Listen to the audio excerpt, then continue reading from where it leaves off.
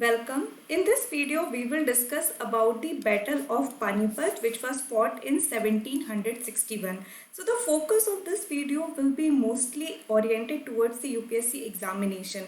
So a word of question, like in your preparation, you would come across a lot of dates, a lot of important years. The ideology behind those remembering for those years goes behind the fact that you have to know about the chronological order. So that is something I would really ask you to go ahead and do, that try to remember the chronological order. What was the exact events which was going on at that time? What were the other scenarios which were playing at that time? So instead of remembering standalone dates, what I would really want that you learn the timeline or the chronological order. So that is something which is important from your UPSC examination. Apart from that, if you have been going through the previous years of UPSC paper, you must have seen what UPSC is actually focusing is about the socio-economic condition. So it is focusing more along the line of what is the socio-economic condition during the various events, during the various historical event, as well as the political scenario on the ground. So if you really look at the Battle of Panipat, it is actually the time when the North Indian polity was going through a shift. So North Indian polity was going through a shift during the time of third Battle of Panipat, and that is why this is actually very important from your historical point of view also. So let's try to understand what is about the Battle of Panipat, the third Battle of Panipat more importantly. We will also shed a light upon first and second Battle of Panipat, but before that we will think about why we are discussing about Battle of Panipat now. What is the context? So let's start. Manoj Thani, an independent US-based researcher of history, has assimilated rare paintings pertaining to the battle and its key players in the work titled Battle of Panipat in light of rediscovered paintings. So this is the context. So there is this US-based researchers who have collected rare painting. So apart from the what is considered as the general understanding regarding the Battle of Panipat, these rare painting actually highlighted that there are many key players who were working underline, like under the shadow or behind the stage, and they were like very key players in the whole scenario which actually played out during the third Battle of Panipat. So these rare painting kind of provide more light into what was the exact political scenario when the third Battle of Panipat took place. The book contains rare paintings from the Bibliothèque Nationale de France, which is BNF, the British Library, National Museum in Delhi, Bonham of UK, and the Pune-based Bharat Itihas Sanshodhak Mandal. Now for the better purpose of your examination, there is no need to remember all the institution.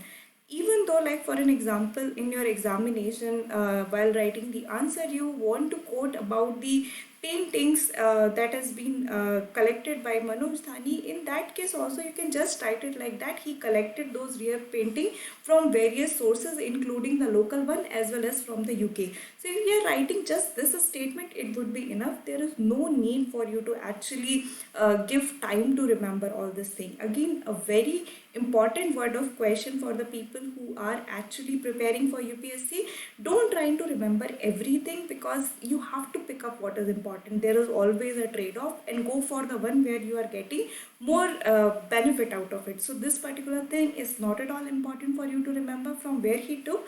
The idea is that you understand that there is a recent work going on in terms of how the paintings could actually help to rediscover our past. That should be the underlying understanding from here. Let's move forward and also try to understand about the major battle of Panipat. So you must have been, like, even when you were a kid, you must have heard about the Panipat. So there were two very famous questions, like if you have your like siblings or even a niece, nephew who are studying in lower standard, you would have heard that this remembering the dates of Battle of Panipat and the Mughal lineage is something which is very common question that is asked. But for the understanding of this examination, again, as mentioned at the first slide of this video, what you need to understand is the chronological event. What led to what? That is what is required out of you when you are preparing for UPSC examination. So there are two other major battles that have been fought on the Panipat plains. First battle, which was fought in 1926, it laid the foundation of Mughal Empire in India after its first ruler Babur entered the Delhi Sultanate, which was at the time was led by Lodi dynasty. So this one, the 1526 first battle of Panipat was fought between Babur and the Lodi dynasty, and in fact this is the one which marked the beginning of the Mughal dynasty. So when the Mughal dynasty in India started, it is actually during after the first battle of Panipat, and that's why this is how you should actually remember what is the significance of that battle. Then there is also a second battle of Panipat which was fought in 1556 after 30 years, where they cemented the Mughal rule when Akbar fought off a threat from the king Hemu Vikramaditya. So there was this Rajput ruler Hemu who kind of was growing in power, and when in 1556 Akbar, the army led by Akbar, actually defeated the Hemu in the second battle of Panipat. It kind of solidified the power of Mughal Empire in the northern India. So you can understand again, second battle of Panipat solidify or consolidated the power of Mughal Empire in the northern India. So these are two important other battles which are fought in the Panipat. Around the like for the third battle of Panipat, which was fought in 1761, it was fought between the Maratha forces and invading armies of Afghan general Ahmad Shah Abdali of Durrani Empire. So basically, there was an invading power coming towards India in the like from the Afghanistan side, the Durrani Empire, and Ahmad Shah Abdali of that kind of fought with the Maratha Empire in the third battle of Panipat. Abdali was supported by two Indian allies. So now this is an important fact that he was supported by two Indian allies, the Rohillas, Nizamuddaulah, Afghans in the region, and the Surajuddaulah, the Nawab of Awadh. Now this is an important point for you to remember. In the next slide also we will discuss how these two allies are what actually led to an impact. So let's move forward. So we just saw that the Rohillas Nizamuddaulah, he was Doab region, which means the Ganga Yamuna Doab region. Over there, he was the one who was kind of supporting the Abdali, and Sujauddaulah, who was the Nawab of Awadh. Now this is an important point for you to understand that 1761 was fought after what we have 1757, what is called as the Plassey, the Battle of Plassey. And then in 1762 we also have the Battle of Buxar.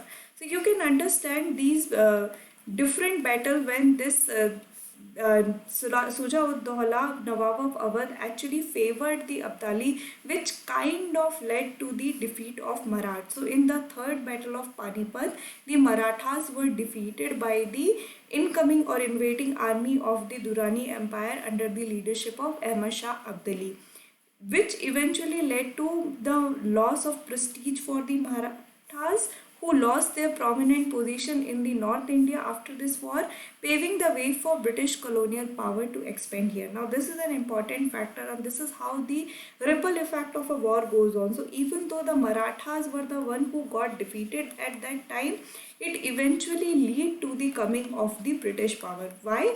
Because the Britishers become more powerful as the Mughal Empire was going through a decline after the Aurangzeb time. So when these people, the Nawab of Awadh, Sujauddaulah and Nizamuddaulah actually favored the Durrani Empire, it led to the defeat of Marathas, which were kind of posing a threat to the expansion of colonial power. But once that Marathas also lost, it was actually a kind of a free pass for the Britishers. So this is the kind of understanding you need to have when you're reading about battles. Not just that, any other battles also. There were many battles fought between the Britishers and the various empires at that time. For an example, the Tipu Sultan and Hyder Ali, the fort they have.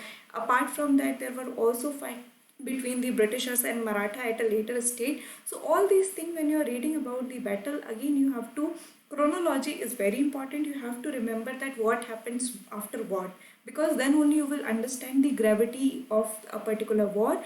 And apart from that, you have to understand that once, what is the impact of that particular battle, like who won, who lost, what it eventually, how it eventually shaped the upcoming history of the India. So that is something you need to know when you are studying about the various battles which were fought between various parties in the Indian history. So I hope you have understood this video. If you have any doubt, feel free to drop a comment. Thank you.